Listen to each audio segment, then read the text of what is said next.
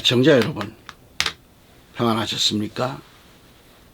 오늘도 레위기 강의 8번째 시간입니다. 오늘은 레위기 3장 1절로 5절 말씀을 제가 봉독해 드립니다. 만일 그 사람의 헌물이 화목제의 희생제물이고 그가 수컷이든 암컷이든 간에 그것을 솥대에서 취한 것이면 그는 흠없는 것을 주께 드릴지니 그는 그 제물의 머리에 안수하고 회중의 성막문 앞에서 그것을 잡을 것이요 제사장들인 아론의 아들들이 제단 위 사면에다 피를 뿌릴지니라.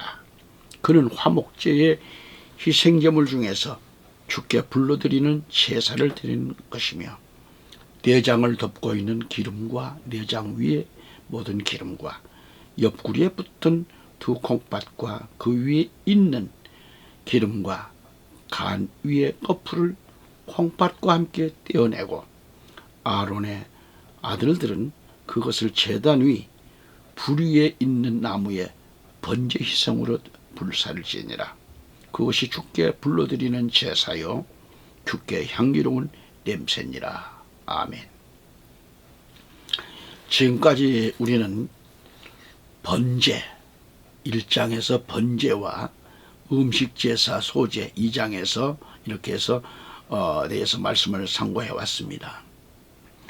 자, 오늘부터 레위기 3장을 허락하신 하나님께 모든 영광을 돌려드립니다.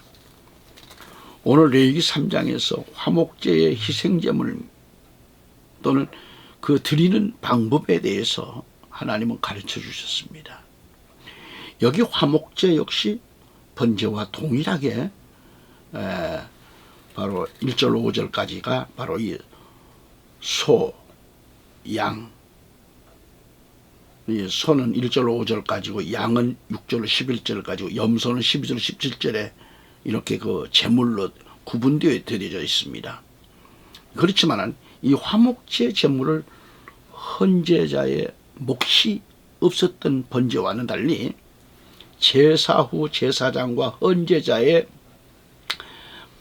공동 몫이 되었으며 이런 그 이유 때문에 화목제는 하나님과 인간 그리고 인간과 인간 사이의 화해와 친교의 성격이 강합니다. 그래서 이 화목제 제사는 성격에 따라 크게 세 종류로 나누어지는 거죠.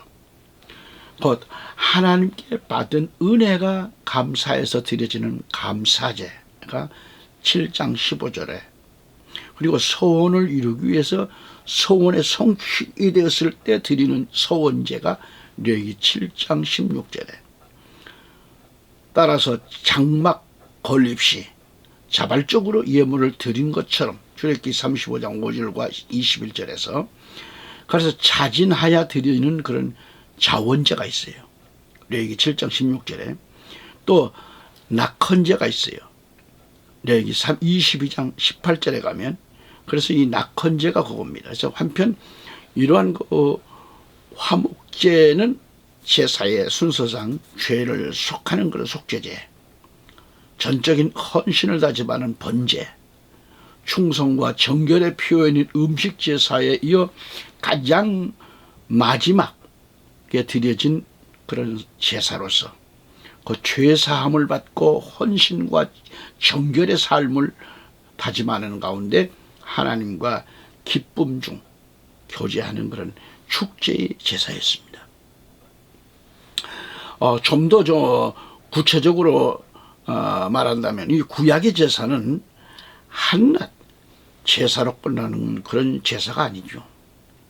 구약의 제사를 통해서 하나님께 사람들이 나아갔듯이 구약의 제사는 예수 그리스도를 예표하고 있다는 점입니다. 그래서 예수 그리스도를 통하지 않고서는 하나님께 나아갈 수 없다고 하는 이 사실을 구약의 제사법을 통해서 오늘 우리에게 가르쳐주고 있는 겁니다. 요한복음 14장 6절에 예수께서 그에게 말씀하시기를 나는 길이요 진리요 생명이라 나로 말미암지 않고는 아버지께로 올 사람은 아무도 없느니라고 하셨어요. 위에서 서론적으로 언급해 드렸듯이 모든 제사법 속에는, 이 제사법 속에는 하나님의 놀라운 깊은 뜻이 들어있는 거죠. 우리가 구약 말씀 속에 이 제사들을 보면서 우리가 무심히 읽고 알고만 넘어가서는 안 되는 것이죠. 그 제사법 속에서 우리는 예수 그리스도를 보아야 합니다. 이를 통하여 나 자신의 모습을 보아야 합니다. 또한 하나님을 믿는 백성들이 어떤 신앙으로, 어떤 모습으로 살아가야 할 것도 여기서 보아야 합니다. 이스라엘 백성들만 지키라고 구약의 제사법을 주신 것이 아닙니다. 오늘 우리가 구약의 제사법대로 행할 수는 없습니다. 하지만 제사의 실체가 나타나셨으므로 우리는 모형적으로 보여주신 제사 방법을 따를 수 없습니다. 하지만 제사 방법은 따를 수 없다 할지라도 제사법 속에 원래 주신 하나님의 뜻깊은, 아주 깊은 뜻은 절대로 변할 수 없는 겁니다. 오늘 우리가 살펴봐야 할 제사는 화목제입니다. 하나님은 인간들과 화목한 관계를 유지하기 위해서 화목제사를 드리라고 하셨어요. 하나님의 백성들이 하나님과 화목한 관계를 가지지 못하고 불편한 관계를 가지고 신앙생활을 한다면 참으로 안타까운 성도인 겁니다.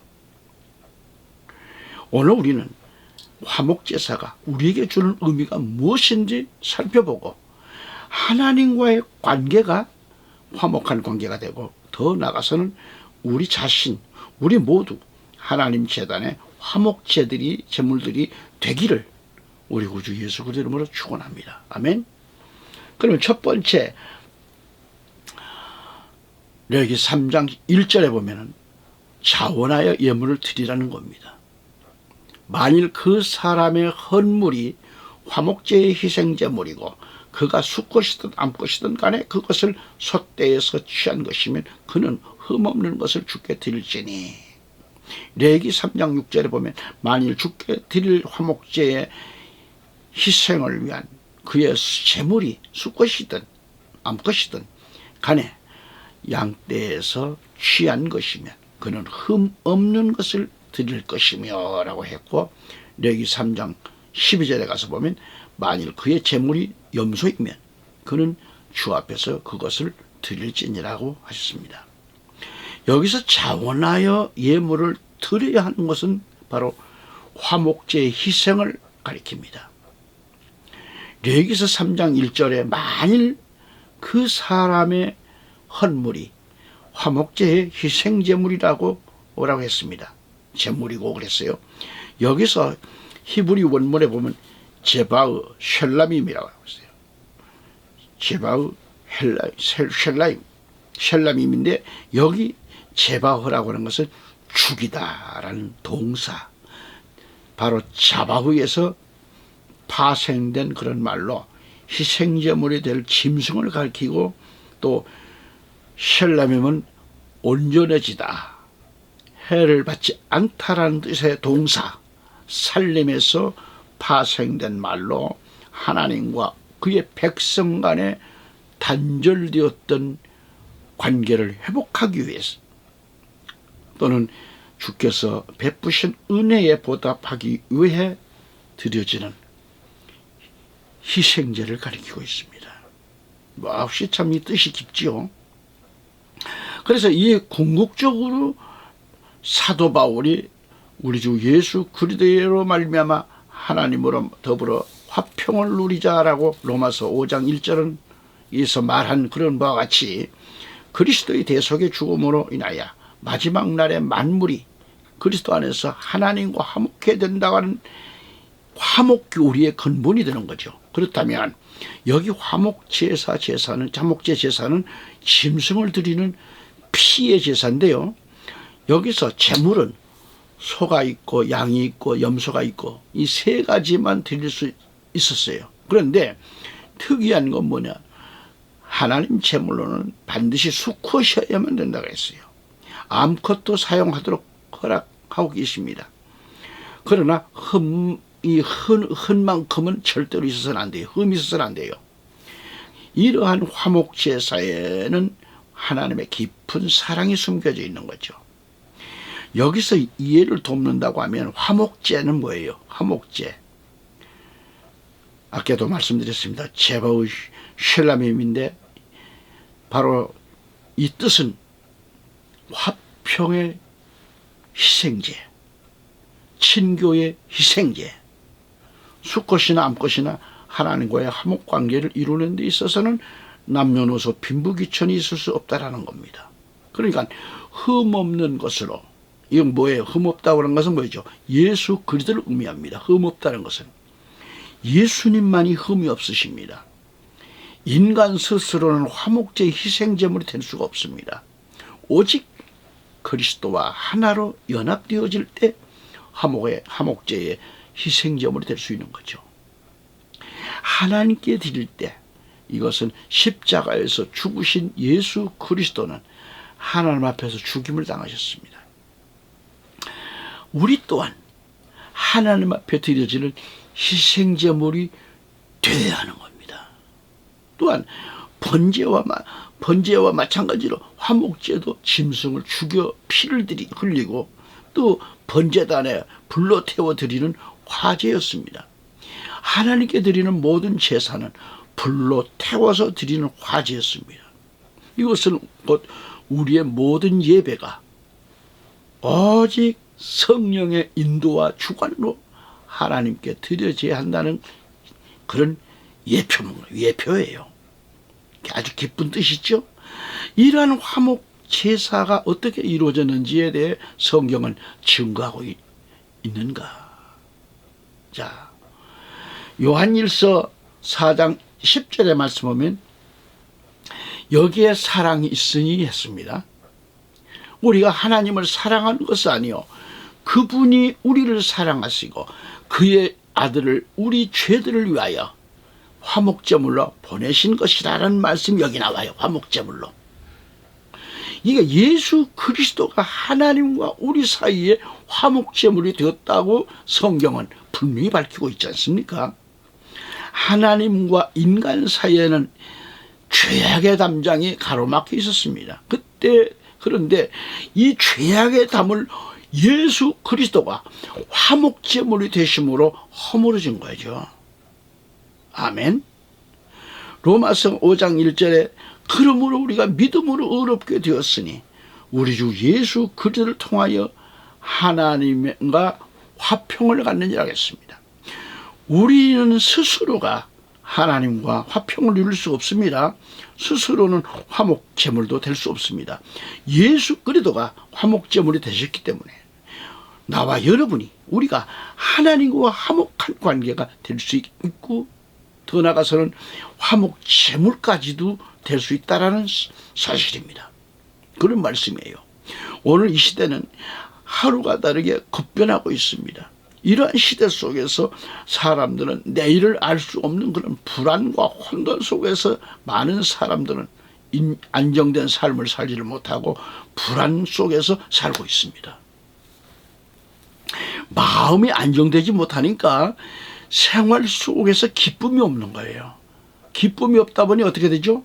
여러 가지 정신적 스트레스를 막 받게 되고 그로 인해 가지고 여러 가지 질병을 가져오면 이 스트레스가 만병의 질병을 유발하는 그거예요. 스트레스가 만병을 유발합니다. 왜 사람들이 불안해하고 이렇게 초조해하고 혼란스러워할까요? 한마디로 마음이 이 화평이 이루어지지 않았다는 그런 증거 아니겠습니까? 이 마음의 화평이 사람이 갖고 싶다고 해서 그 화평이 가져질까요? 인간 스스로는 마음의 화평을 가질 수가 없어요. 사람들은 마음의 화평을 갖기 위해서 별별 방법을 다 동원하면서 돈을 써가면서 여러 가지 해봅니다. 그렇게 몸부림을 쳐보지만은 말이죠. 그러한 수단과 방법 가지고는 그것은 잠깐에 불과한 거지 화목이 없어요. 화목이 안 돼요.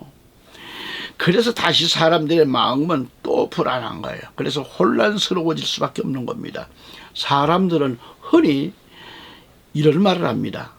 하루를 살다 죽더라도 마음 편하게 살다 죽으면 좋겠다? 그러죠. 세상은 갈수록 우리에게 불안과 소식과 불안한 소식과 초조함을 가져다 줄 뿐이지요. 이러한 세상 속에서 우리가 마음의 화평을 누리고 살기 위해서는 하나님과의 화목이 우리 안에 이루어져야 되는 겁니다. 아직도 예수를 모르는 사람은 하나님을 만나세요. 그러면 불안, 초조, 염려, 근심 그런 거 없어도 돼요. 그런 거 다 떠나갑니다. 마음이 불안하고 초조한 것은 모두가 뭐예요? 자신이 저지른 죄 때문에 오는 것임을 알아야 돼요. 욕심 때문에 오는 거고, 남을 비방하는 것 때문에 오는 거고. 그래서 이 죄로 인해 인간이 마음 하나님과 멀어진 사이가 될 때 사람들의 마음은 평강을 잃고 불안해하는 거 아니겠어요? 이러한 자들에게 해결책이 뭘까요? 하나님 만나야 됩니다. 예수 그리스도를 영접해야 됩니다. 예수 그리스도를 영접했어도 아직도 염려, 근심 해결책이 안 되는 사람은 하나님과 화해하십시오. 하나님과의 화해는 화목제물 대신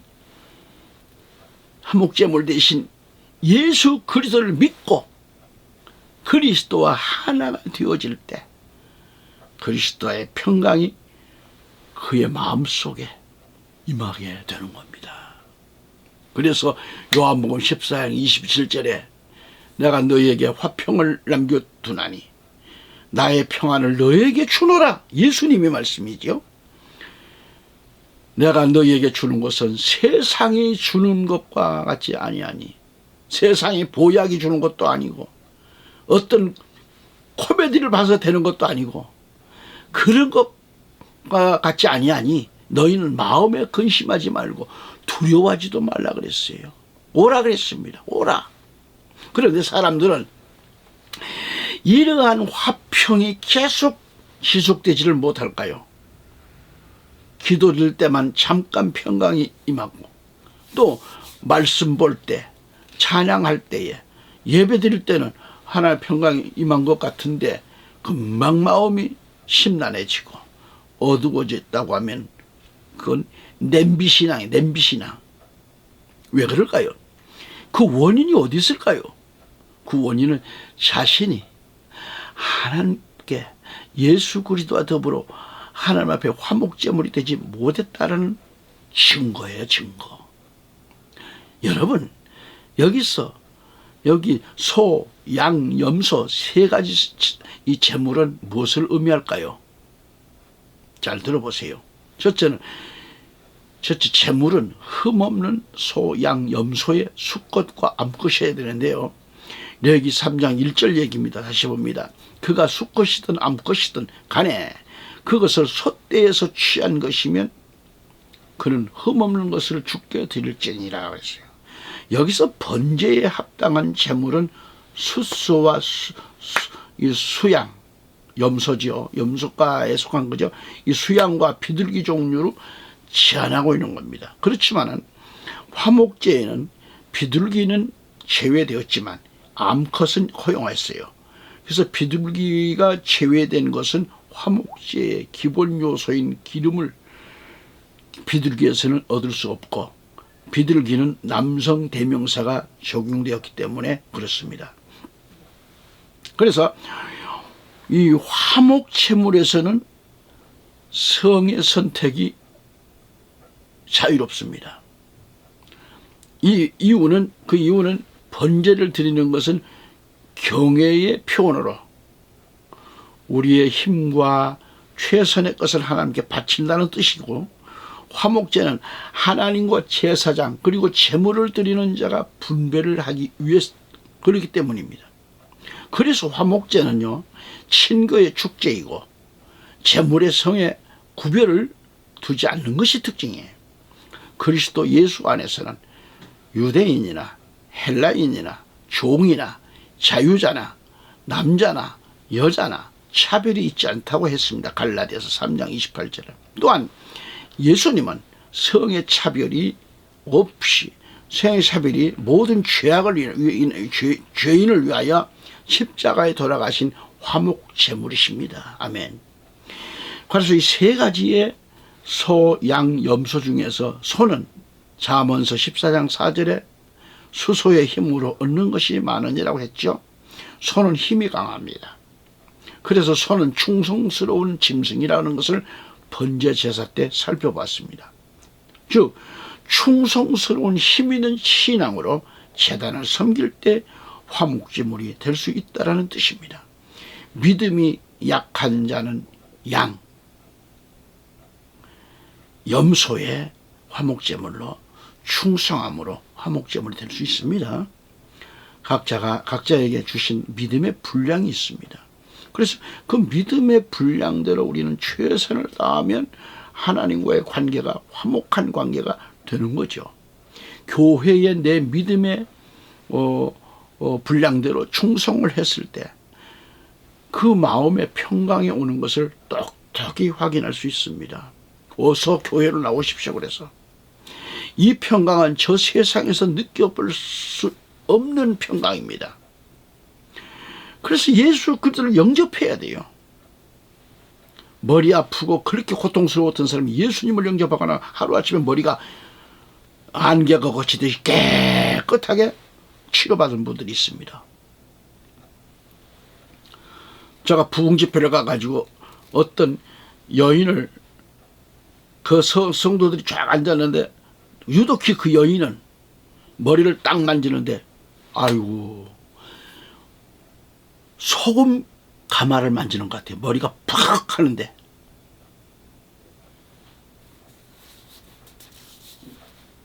그래서 저 나름대로 기도를 해드리고 했는데 그 머리가 그렇게 소금가마처럼 뽀곡뽀곡 됐던 그 여인이 공부도 많이 한 여인이에요. 아주 옷도 잘 입고 다 집회에서 안수 한 번 함으로 하나님께서 그 머리를 치료하셨는데 그분이 하나님 앞에 충성을 하는 겁니다. 그러니까 이 평강은 바로 내가 하나님과 화목한 관계를 가지고 있어야 되는 거예요. 그 화목한 관계가 바로 증거입니다.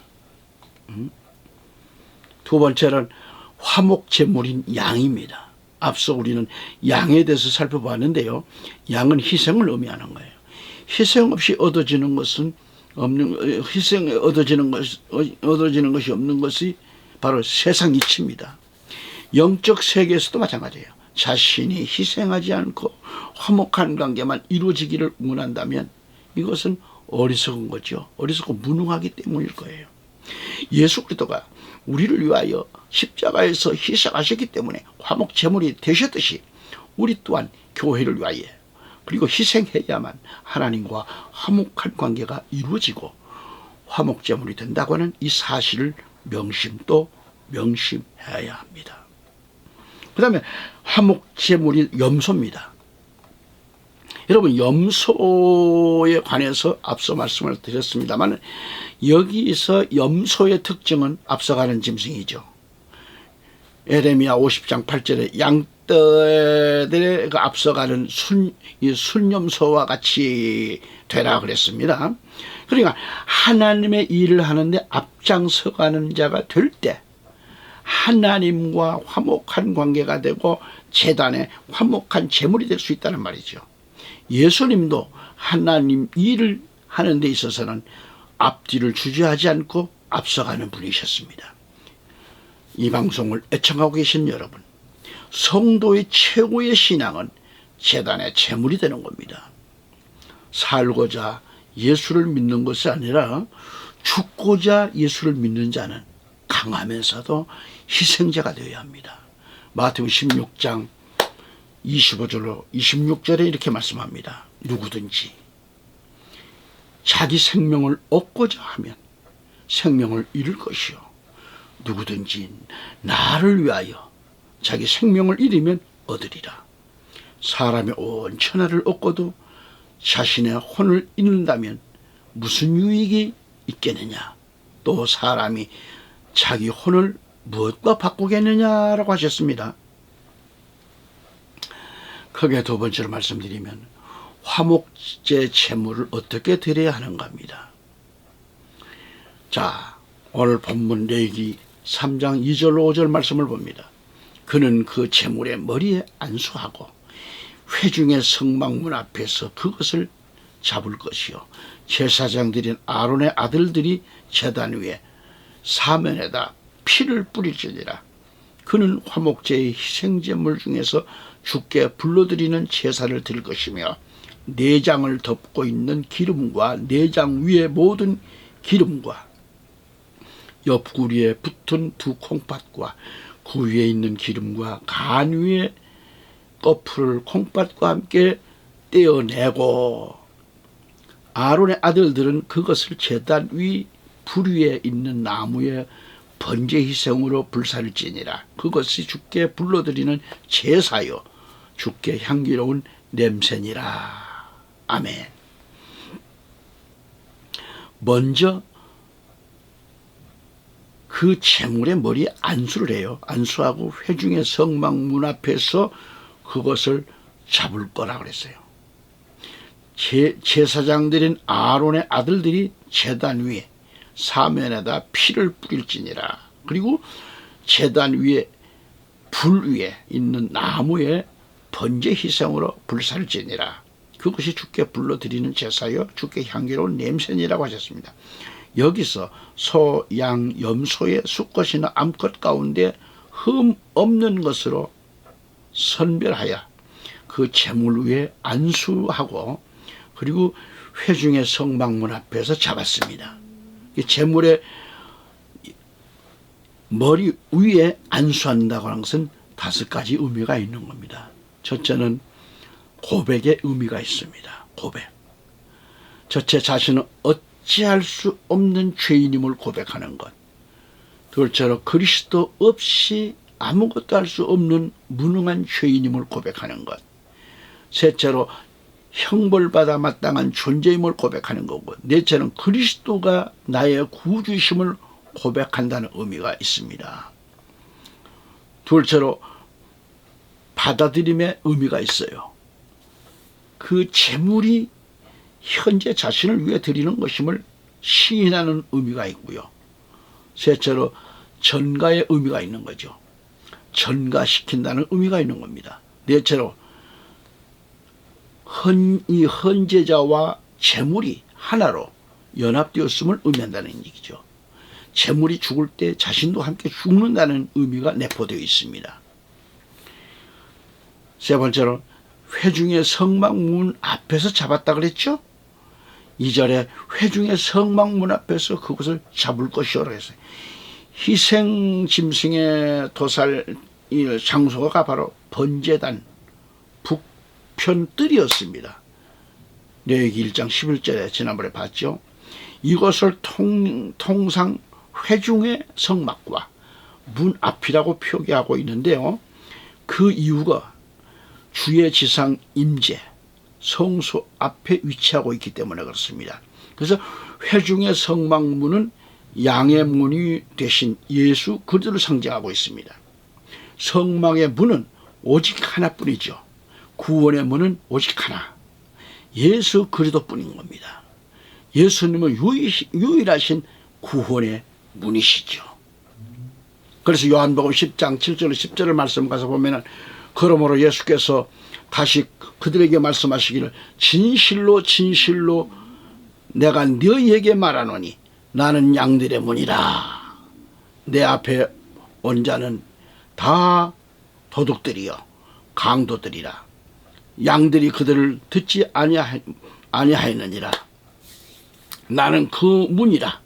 누구든지 나를 통하여 들어가면 구원을 받을 것이며 또 들어가며 나오며 초장을 찾으리라. 도둑이 오는 것은 도둑질하고 살인하며 멸망시키려고 오지만 내가 온 것은 양들로 생명을 얻고 더 풍성하게 얻게 하려 함이라. 아멘. 다시 한번 구체적으로 말씀을 드린다면 화목제 제물이 되었으면 하는데 그러한 신앙인이 없습니다. 있다고 해도 하나님께 제물 드리는 방법을 몰라서 화목제물이 되지 못하는 경우를 볼 수 있습니다. 제물 되는 것도 중요하지만 제물을 하나님께 드리는 방법 또한 중요한 겁니다. 중요하죠. 번제, 소제, 화목제에서 거듭 강조되는 말씀 중에 하나가 뭐예요? 하나님께 향기로운 냄새니라 말씀이죠. 우리가 수고하고도 하나님께 향기로운 냄새가 되지 못한다고 하면 헛수고하고 있는 겁니다. 그렇다면 화목제 드리는 방법을 알아야 되잖아요. 화목제 드리는 방법을 7가지로 말씀드린다고 하면 첫째는 회중의 성막 그 문 앞에서 잡으라는 것이고요. 성막문에서 잡으라는 뜻이 뭐예요? 그 장소를 가리키는 거죠. 그 장소는 곧 교회를 가리킵니다. 그 다음에 두 번째는 피를 제단 위 사면에 뿌릴지니라 하겠는데 이것은 제단 위에 사면에다가 피를 뿌린다는 것은 충성심을 가리킵니다.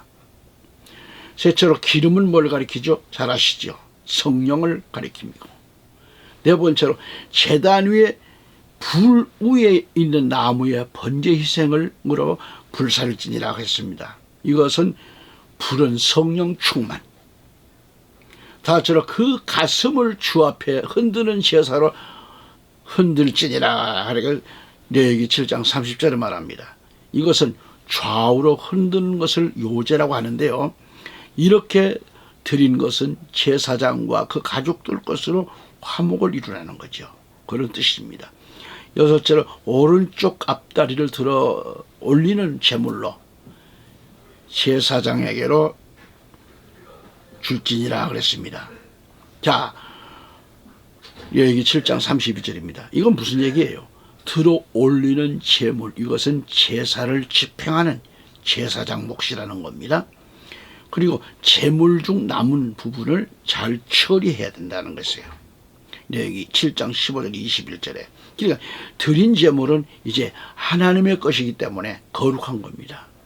그러므로 함부로 취급해서는 안 되는 거죠. 화목 제물, 이 화목제의 제물은 이미 구원받은 자가 하나님께 드린 제사입니다.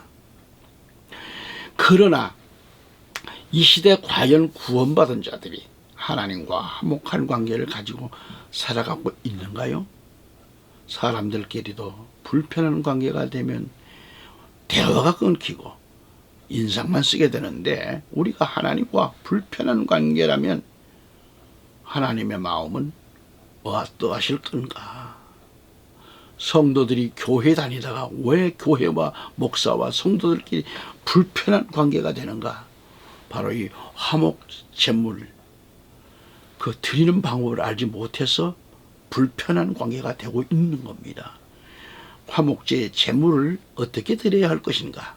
다시 말해서 내가 어떻게 해야 제단에 온전한 화목제의 제물이 될 수 있겠는가?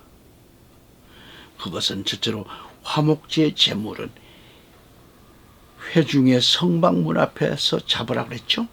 이 말은 교회 안에서 제물을 죽이라는 뜻입니다. 잘 들으세요. 예수 그리스도는 사탄 앞에서 죽은 것이 아닙니다. 하나님 앞에서 죽임을 당한 거예요. 우리 또한 내가 섬기는 제단에서 죽어야만 합니다. 불로 드리는 제사가 내 자신을 위해서 죽는 제사였다면 화목제의 희생제물은 하나님의 미랄이 되기 위해서 내가 죽는 거죠. 이 나라가 화평한 나라가 되기를 원한다면 성도들이 교회에서부터 죽어질 때 화목함이 나타날 것입니다. 가정이 화목해지기 원한다면 내 자신이 먼저 교회의 제단 앞에서 죽어질 때 가정은 화목한 가정이 되는 겁니다. 그 제물 그 머리에 안수하고 회중의 성막 그 문 앞에서 잡으라고 했습니다.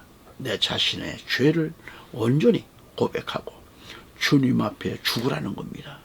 우리는 아무리 다른 데서 수백 번 죽어도 소용없습니다.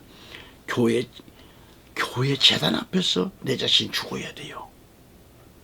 주님 앞에서, 그리스도 앞에서 죽어질 때 다시 살아나는 역사가 임하게 되는 겁니다. 그 다음에 피를 제단 위 사면에다가 뿌렸다 그랬어요. 뿌릴지니라. 피는 생명을 뜻합니다. 피를 제단 위 사면에다 뿌리라는 것은 죽도록 충성하겠다는 뜻인데요. 예수님은 십자가 위에서 머리에 가시관 쓰시고 양손과 양발에 몹이 박히시고 옆구리에는 창이 배를 찔렀습니다. 머리에서부터 발끝에부터 예수님 몸속에 있는 피는 다 쏟으셨어요. 하나님 제단 위 사면에다 하나님 자신의 온몸에, 예수님 자신의 온몸에 피를 뿌리셨습니다. 온전한 충성의 모습입니다. 여러분, 이러한 충성이 있어야 합니다. 내 몸에 피를 뿌리는 충성이 우리에게 있어야 합니다. 너무 심한 소리 아니냐 그러겠죠? 성도 여러분, 우리가 제단 위 사면에다 피를 뿌리는 충성을 못하고 있다 할지라도 그러한 모습이라도 우리가 하나님 앞에 보여드려야 되잖아요. 교회 제단을 떠나서 하나님과 화목되는 길이 있다고 보세요? 예수를 떠나서 하나님과 화목되는 길이 있다고 보십니까? 없지요. 그 다음에 기름은 주의 것이라고 하셨는데 재물 속에 덮인 기름만 골라가지고 하나님께 드려야 합니다. 기름은 성령을 뜻하므로 우리가 성령의 인도를 받아야만 화목제물이 될 수 있다는 거죠. 육체의 소욕을 인도받으면 제단의 제물이 될 수가 없는 겁니다.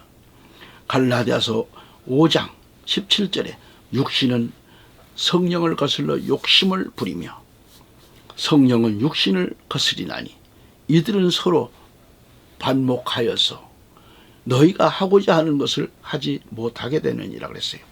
성령의 인도를 받으며 살기가 그렇게 쉽지 않습니다. 그러나 제단 앞에서 내가 죽고 제단 사면에 피를 쏟는 충성을 보인다면 주의 성령은 우리를 온전히 인도하게 될 것입니다. 우리를 미혹하는 소리가 난무하는 마지막 때에 우리는 더 성령의 인도를 받으며 살아야 할 것입니다. 성령의 인도를 받지 못하면 우리는 악령의 인도를 받을 수밖에 없다는 사실을 잊지 말기를 바랍니다. 그 다음에 가슴을 주 앞에 흔드는 제사로 흔들지니라 그랬는데요. 레위기 7장 30절 말씀 보면 주께 불러드리는 제사는 자기 손으로 가져오되 가슴과 함께 그 기름을 가져오고 그가 그것을 가져와서 그 가슴을 주 앞에 흔드는 제사로 흔들지니라 그랬어요. 개역 성경을 보면 흔드는 것을 요제라고 했습니다. 한자로 요 흔들 요자를 제사제자 이렇게 사용하고 있습니다. 그래서 이 히브리 원문의 요제라고 하는 게 뭐냐? 테누파라고 그래요. 테누파라고 하는데 이것은 흔드는 제물을 가리킵니다. 한마디로 제물을 주님 앞에 흔들어 드리는 제사를 뜻합니다. 화목제의 경우는 제물의 가슴 부위를 흔들어 주님께 드린 후 그 제물은 제사장의 음식으로 되었습니다. 여기서 가슴은 애정을 나타내는 동시에 흔든다는 것은 움직이는 감동을 뜻합니다.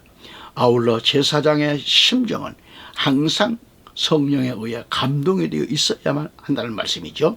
감동되지 않는 심정이라고 하면 죽은 자입니다.